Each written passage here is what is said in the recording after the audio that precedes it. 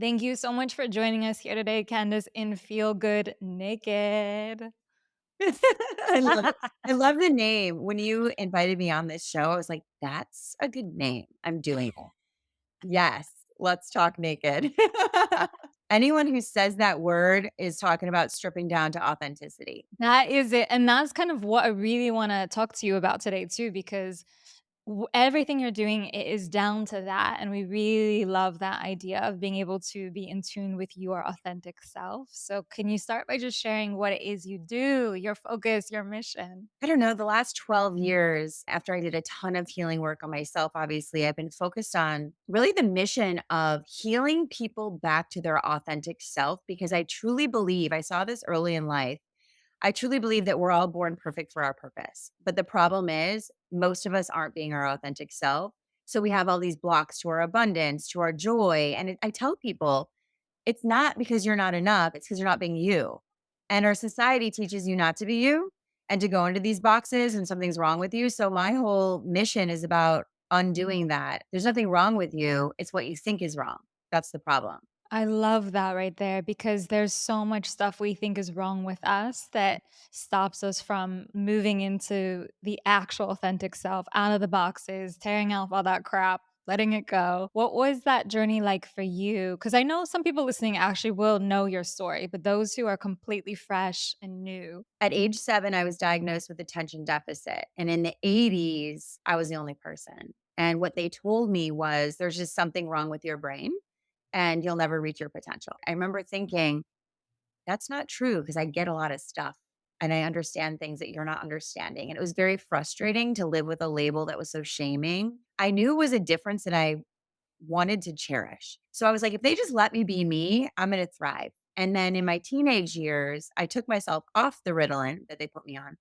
And I had a spiritual awakening and I saw myself doing exactly what I'm doing today, but I also had this desire to be a model and to travel. And I came back from that experience following the signs. I was listening to the radio. There was this model search that night. Me and my friend went.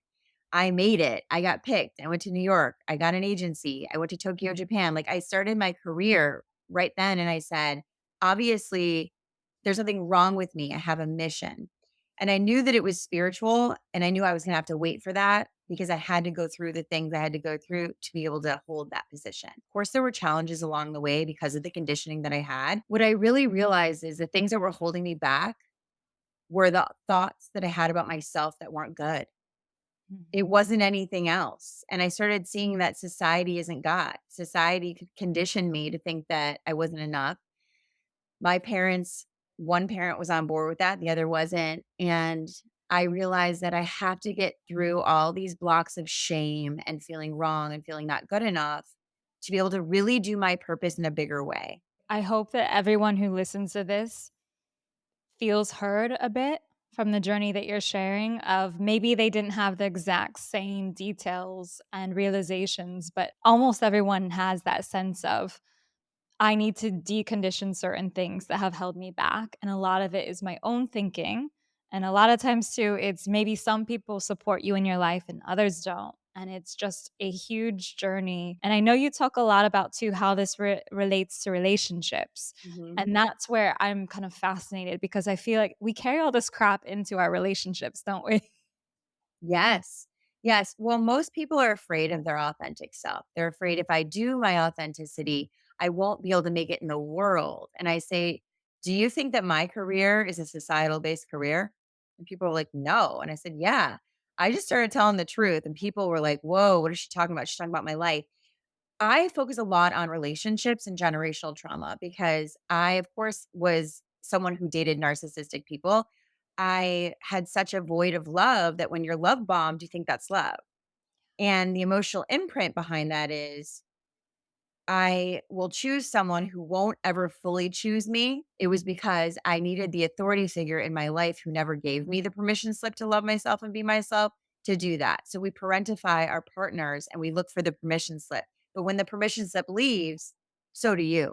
And so what I really learned is how to teach people autonomy, emotional autonomy, financial autonomy, this independence that you don't think you want because you need to be cared for or you don't think you want because you're not capable is all a bullshit lie. And when I became really autonomous and really, let's say, independent in these ways that were codependent, is when I realized that being who I was free and abundant in everything I ever wanted. It's not in someone else. And that's a big shift when we figure that out. I remember having the thought that I hope this comes out right because sometimes I say it wrong and people get completely confused. But I remember having the thought that I'm going to be the man I always wanted. In other words, I'm gonna become that person that I idolize so much. So it would be small things. Like I remember even recently, I was in Asia and I was terrified to ride a motorcycle, but I'm like, no, I would have wanted the man that can ride that. I am gonna learn.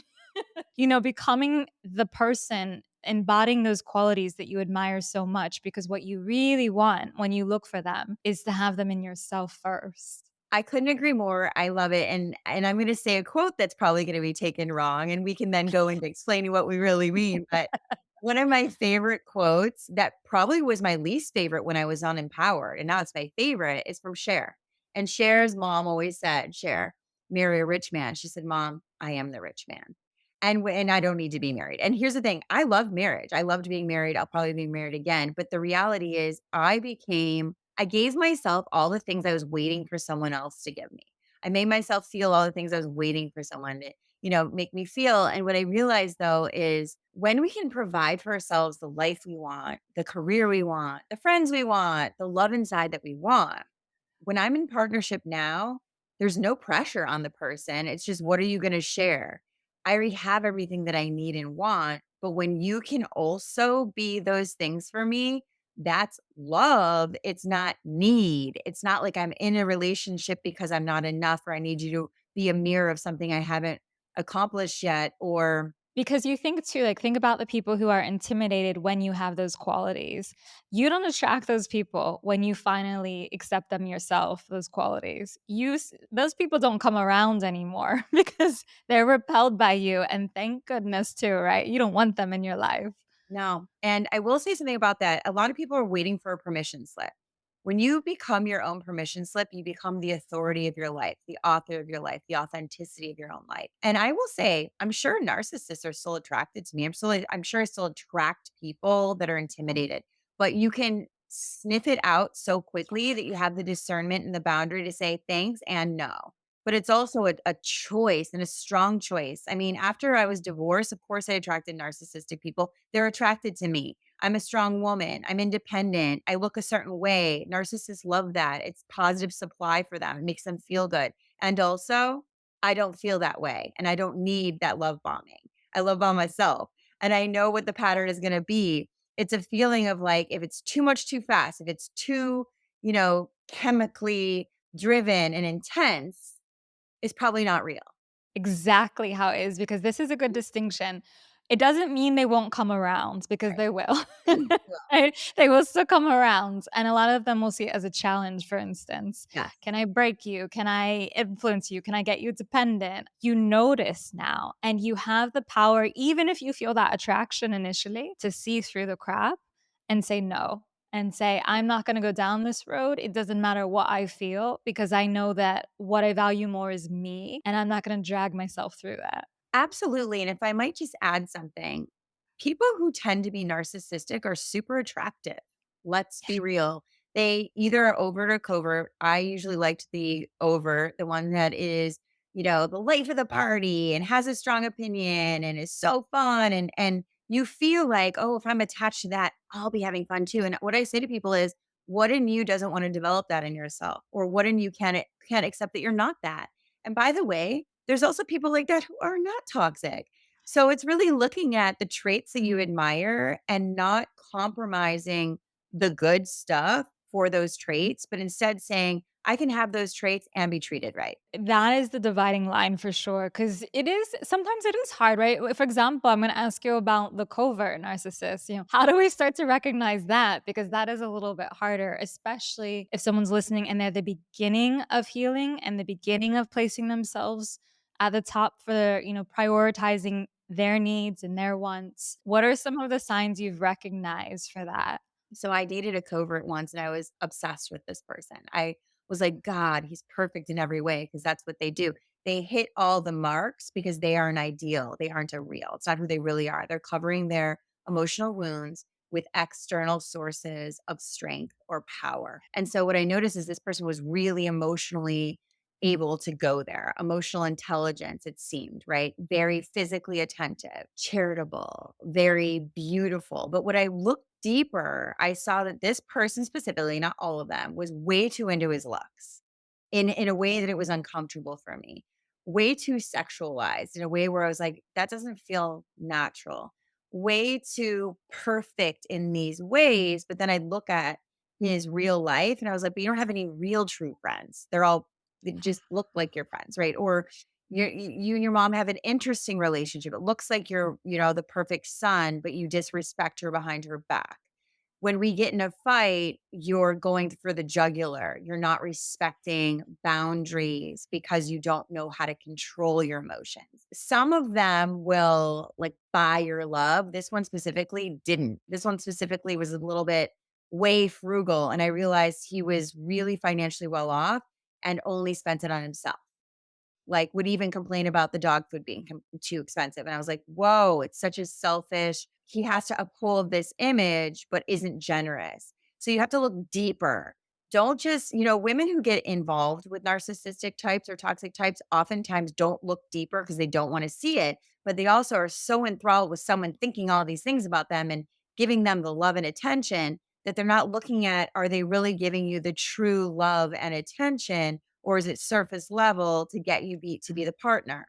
They also, these types like to have someone who resembles them. Let's be real. They want to have a trophy wife. They don't want someone who's actually going to have an opinion, but also I need you to look and act a certain way to make me look good. So are you the ornament, or are you someone who goes through a hard time and they're there for you? A lot of times they will be really there for you, but they expect so much back or they'll make you feel bad about it. So really just seeing, are these true character traits or is there something underneath it because this is a covert? That's a great example because you've shared how it can start out one way and certain behaviors we think are really great. They care about me. They take care of themselves. All this great stuff, right? And then you start to look deeper and say, but actually, did you and this is where I'm so curious because how did you go from where you knew quite young who you were, what you wanted, you felt authentically you, what was the moment that you started to get into these relationships though? Because it's such a contrast. It's like you're this powerful person who really knows who they are, but then there are these relationships on the other side that are toxic. Like, what was kind of the movement into that? Intimacy issues with myself, I realize now as a teen because I wasn't sure of my identity. Am I good? Am I not good? I was still figuring it out. So my first real relationship wasn't until my 20s. And so my first real relationship, I was 22. I was independent. I was on a TV show. I was doing my thing. And this person was so much more successful than me, had already been all the things, was all the things I was thriving for. And even though I felt like he was the love of my life, loved me so much, he was also intimidated by that and would say to me, you can't take these jobs. You need to be here with me. And I didn't want to compromise that, but I did because in intimate relationships is where all your childhood wounds come up. I hadn't had to face them like that until I was in my 20s. So once I faced it and I started to play out the pattern of my childhood where I have to give up myself to feel safe with you. And all of my emotional wounds started coming out of like, why am I allowing this? Why does this person have all my power? I started getting migraines. I didn't know what a narcissist was. I didn't know what toxic relationships were. I was a model and an actress in Hollywood, and I didn't realize that people weren't who they say they were because 'cause I'm from Chicago, and I'm not used to that, right? I wasn't used to, like, Hollywood. I don't know what the hell I was getting into. I was, like, so green, I guess you would say, and I'm not saying everyone in Hollywood's narcissist. I'm just saying it really opened my eyes to different types of humans that I had never been around in a small city or a smaller city. These relationships also played out because I didn't yet know at that age that we date our parents. I didn't know the dynamic I really had with my parents because I never thought my parents were wrong. I thought it was always me. There was something wrong with me. And then when I started figuring out that my parents were wounded humans, I started realizing that I was attracting wounded humans that didn't look wounded on the outside. Then I started really focusing on not me being the problem, but generational wounding and me having the problems that were given to me and they weren't personal and all of this stuff. So toxic relationships for me were about the parts of myself I didn't come home to yet.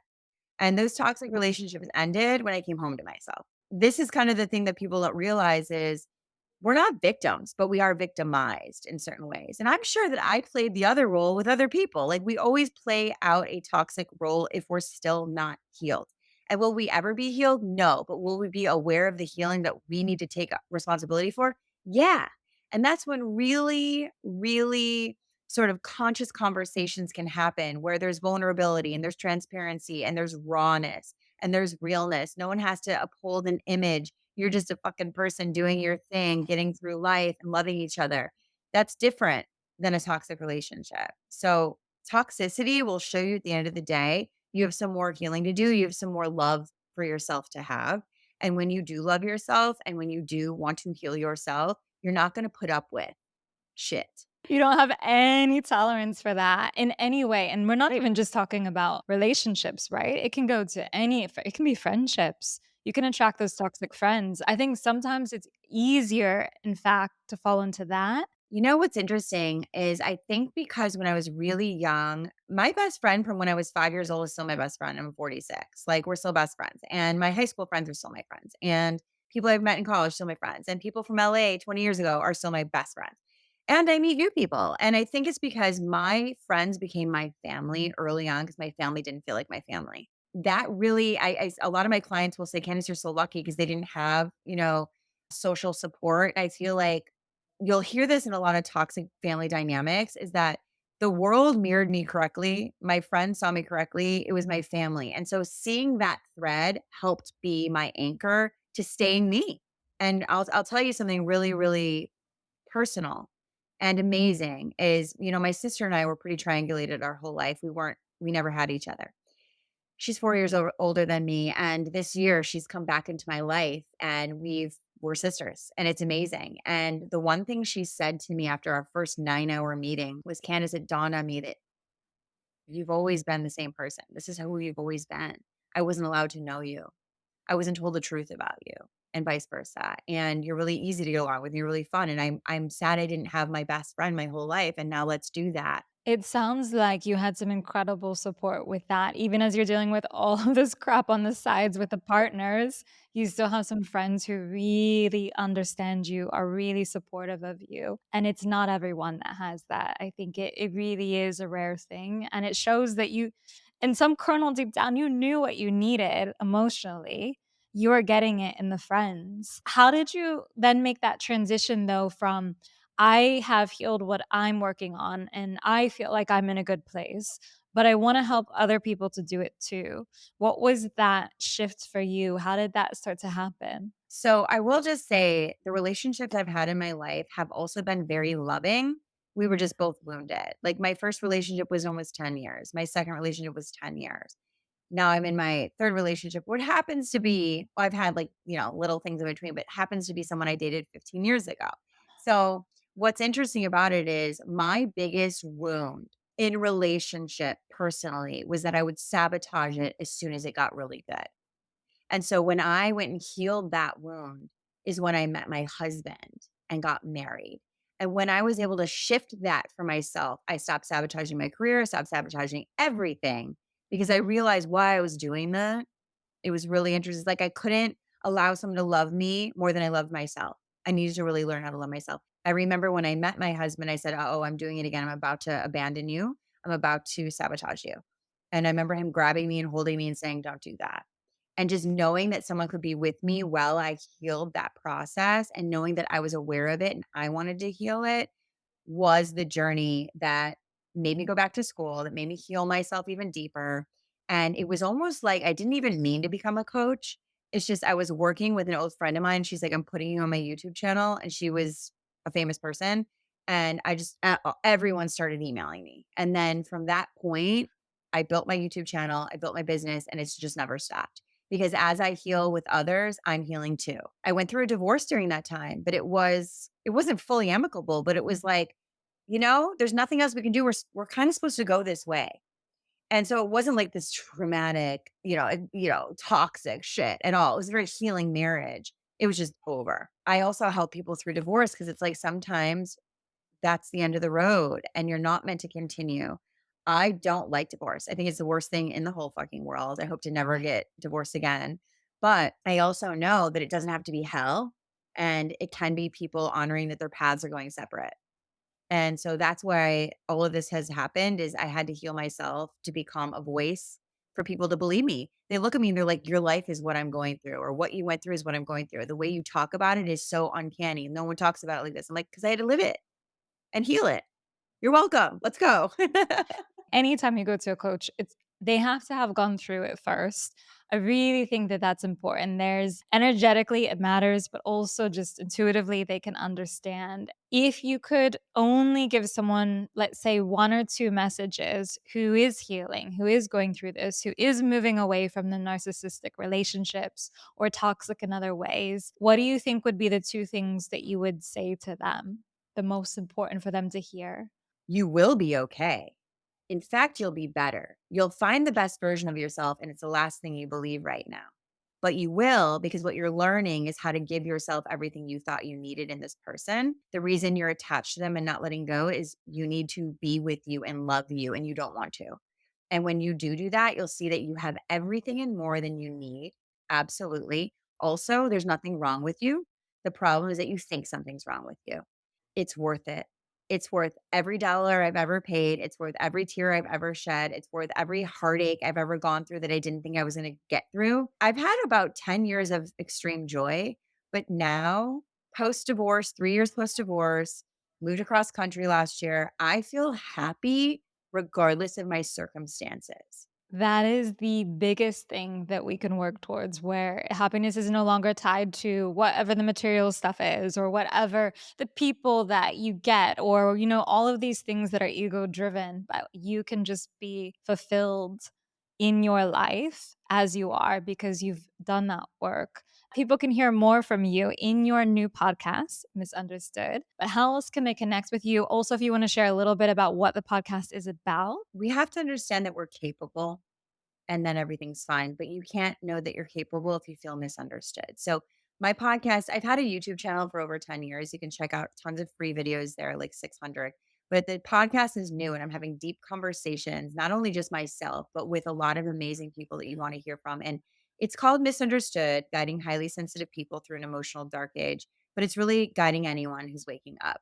After you finish this episode, go straight to your podcast. And thank you for sharing, Candace. I love when people come on here and they are completely unfiltered, authentically themselves, sharing the bad, the good, the ugly, like all of the journey. I really appreciate you doing that for everyone here. Thank you. I got your email and I was like, I don't know why. The answer is yes. And I don't say yes a lot. And so thank you for creating such an inviting platform because it is super important. And I'm excited to share this too on my accounts because it'll be really good for people to hear.